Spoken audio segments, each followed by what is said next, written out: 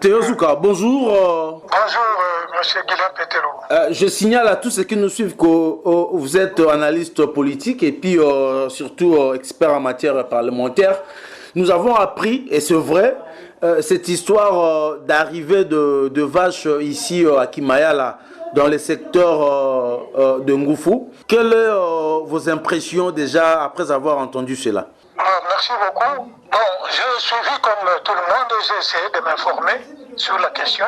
Apparemment, c'est des vaches qui seraient venues avec leurs propriétaires du Kivu, du Grand Kivu, très loin. Je ne sais pas, je me demande d'abord comment ces vaches ont atterri là-bas.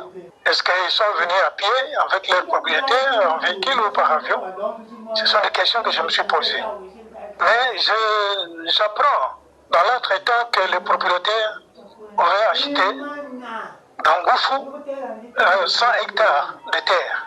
Bon, je ne sais pas, ça me ramène à l'histoire du village qui a été acheté récemment par Bahati et compagnie. Donc, c'est comme si c'était un schéma de spoliation.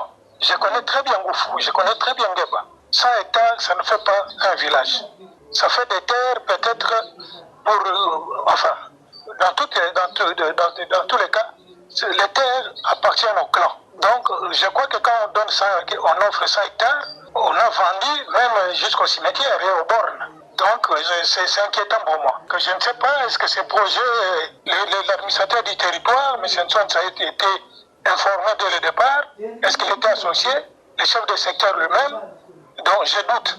Donc, dès lors, je trouve que c'est vraiment suspect. Mais d'après les informations que nous avons, elles nous disent que le monsieur avait des documents signés à partir de Kinshasa. Est-ce correct? Pour aménager des vaches de ferme là-bas. Exactement. Non, mais Kinshasa, même le président de la République n'a pas le droit d'envoyer quelqu'un là-bas. Sinon, il doit envoyer dans le Kasaï. C'est lui, dans son village, il peut recommander. Chez ses oncles, chez ses oncles paternels ou maternels. Mais chez le Congo, toi, tu viens de Kivu, une autorité. Quelle est cette autorité qui a le pouvoir? Ce n'est pas ça le schéma administratif. En matière de terre, ça ne se passe pas comme ça. Il faut aller au secteur, le secteur informe le territoire envoie, pour les besoins de la cause, une équipe pour venir enquêter. Il y a une équipe de cadastre des affaires foncières pour vérifier est-ce que les terres qu'on vous attribue appartiennent vraiment à la personne qui vous indique. Or, chez nous, la terre n'appartient pas à une personne. La terre appartient au clan. Donc, et aux gens, aux jeunes, aux enfants qui sont à naître, qui doivent venir, qui ne sont pas encore là. Donc, personne ne vend pas la terre. On peut mettre en location. Voilà un peu. Donc, je ne vois pas les choses autrement.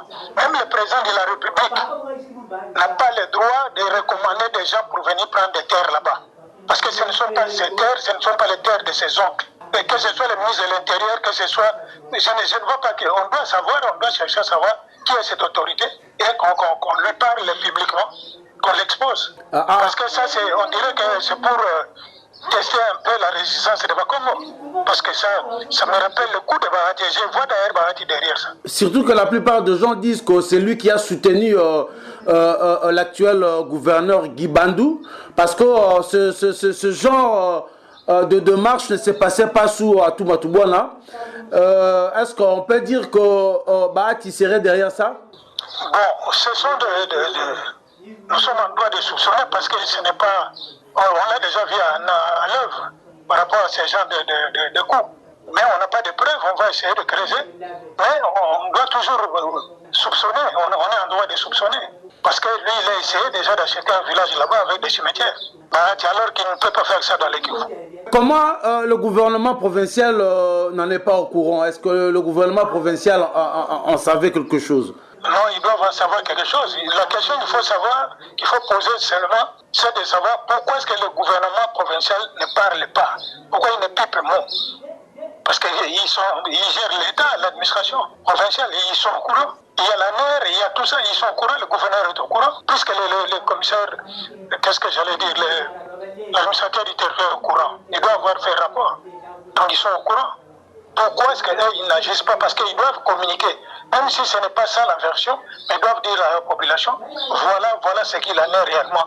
Voilà. En principe, On doit mettre fin à ces histoires de vente de terre ou de cession de 100 hectares, mais c'est comment ça? Tu vois, avec la nouvelle loi là qui a été, que Moïndo, non, qui Sakombi avait fait passer à l'Assemblée, qu'on peut céder des terres à des tiers pour 99 ans.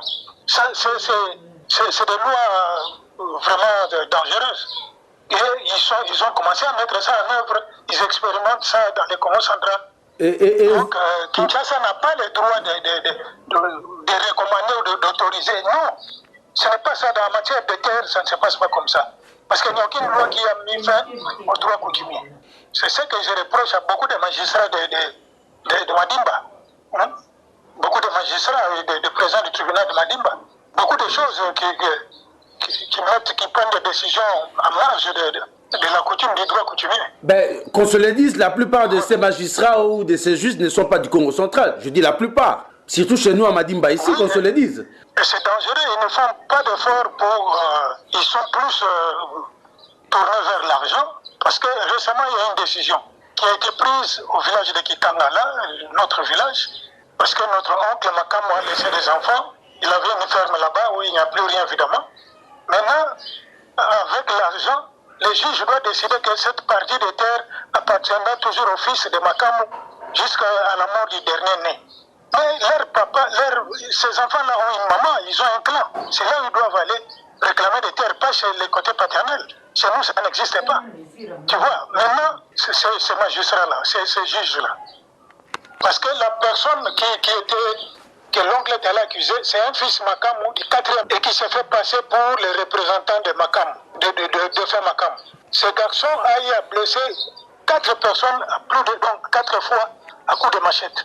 Mais chaque fois, il est relaxé. Donc maintenant, moi, je vais instruire que si on le voit là-bas au village, qu'on le découpe aussi, et la jurisprudence est là, la personne va le découper, aura une prime, parce qu'il va bénéficier aussi il serait relaxé. Il va bénéficier de, comment ils appellent ça? Bon, il serait relaxé. Bon, au fait, est-ce que vous êtes des experts en matière parlementaire? Est-ce que nos députés, en réalité, nos députés ne peuvent pas initier une proposition dédiée interdisant la vente de plus de 5 hectares de terre, vraiment? Oui, c'est vrai que la loi, généralement la loi est au-dessus de l'édit, mais l'édit est une loi. C'est une loi provinciale. Dans le cadre de la décentralisation, les députés peuvent prendre une telle initiative. Ils peuvent prendre une telle initiative. Donc, ça peut être un projet de loi de l'exécutif provincial ou directement une proposition de loi de l'Assemblée provinciale. Donc, dès que les députés passent au vote, ça doit prendre effet. Ça prend effet parce que la province, c'est la province. Ce n'est pas la nation. Ils peuvent, mais je trouve que beaucoup de députés sont complices parce que la plupart, je dis bien la plupart, ils sont plus versés dans l'argent. Et c'est dommage. C'est pourquoi pour moi, ce sont des députés, pas des honorables députés. Ce sont des députés, mais qui jouent très mal leur fonction. Et le problème, la bêtise, c'est le niveau aussi de notre population. Les gens vont voter pour un savon, pour un polo, parce qu'ils ont été impressionnés pour quelque chose. Et c'est dommage. Et nous n'avons pas de société civile, donc toutes les structures sont déchirées. Voilà, c'est ce qui rend la province perméable à tous les coups. Oui, mais c'est vraiment dommage. Oui, mais il n'y a pas de structure de mobilisation telle que, comme vous venez de le dire, telle que la société civile ou la notabilité. Et il y a aussi un manque de leadership qui pouvait sensibiliser la population. La population ne peut pas apprendre des choses sans qu'il y ait de leaders quand même. Bon, les leaders, il y a toi là-bas, il y a Ilan Oumana, je vous vois parfois prendre des positions très tranchantes, vous donnez l'information sans crainte.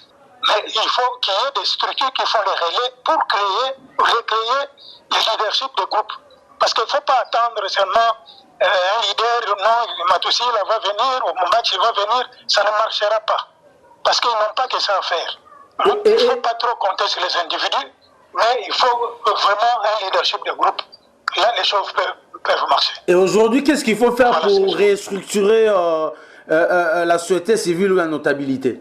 Mais pour la restructurer, il faut commencer par la restructurer, par interpeller, causer, parler un peu. Peut-être il y a des problèmes, il y a de densité qu'il faut lever. Je connais Willy Bimponda, c'est un garçon intelligent. Je connais Lufulu, c'est un petit brillant, courageux, qui a dirigé le CPP sur musée. Mais je suis curieux de voir qu'il n'y a pas de résultat par rapport aux attentes de la population là-bas. Et je connais le maître qui est la notabilité, c'est mon jeune frère, qui est maître Makengo. Oui. Bon, brillant, intelligent, mais sur le terrain, on ne le sent pas. On ne les sent pas, ils doivent nous dire qu'est-ce qui ne va pas, qu'est-ce qu'il faut faire pour que ça marche. Sinon, pourquoi ils sont là? Pourquoi ils sont là? C'est ça la vérité. Alors, qu'est-ce que vous allez dire à la population? Qu'est-ce que la population doit faire pour ne plus encaisser ce genre de bêtises et au besoin demander à ces gens-là de quitter la province? Parce qu'aujourd'hui, on doit dire les choses clairement quand même. La population il faut un éveil de conscience. Et là où tu as raison, il faut recréer des relais de sensibilisation et de mobilisation pour recréer, renouveler la conscience. Et la conscience au sein de nos populations pour comprendre que on ne vend pas la terre chez nous. C'est une idiotie parce que sans terre, un homme sans terre, c'est un homme sans histoire, sans avenir. Donc on doit faire ça et sensibiliser la même population sur les choix des dirigeants, les choix des députés, tout ça. Je sais que beaucoup de gens veulent devenir députés parce qu'il n'y a pas d'emploi, à cause pour régler des problèmes de légumes et tout ça, ou par orgueil. Mais la population doit être éveillée. Donc il faut qu'il y ait des structures. Vous, par exemple, les communicateurs, les communicologues, vous devez donner un certain nombre de critériums que la population peut retenir. Il ne faut pas choisir un député parce qu'il est venu au deuil de votre maman ou parce qu'il vous a donné du savon. Oh non, c'est une charge. C'est une charge. Et le député, ce n'est pas celui qui promet que moi je vais faire ça. Non. Les députés, bon, je ne vais pas leur donner la vraie définition du terrain du député, sinon ils vont en profiter. Voilà. Merci beaucoup, M. Théo-Zouka, pour votre intervention. Merci beaucoup. Ce n'est pas fini, on continue à glaner les informations, mais je crois que la population doit comprendre l'essence d'une pétition. Parce que la pétition peut amener aussi les jeunes qui ne sont pas dans les marches, qui n'ont pas l'habitude d'être des pétitionnaires, mais qui savent réfléchir, qui manifestent leur mécontentement, à prendre le terrain de la contestation. Parce que selon moi, ces vaches-là, s'il en est ainsi, dans des démarches floues, la population est capable d'aller couper tout ça et bouffer, et c'est tout. La population se partage et l'affaire est réglée. Merci beaucoup. Merci beaucoup, Théo Zouka.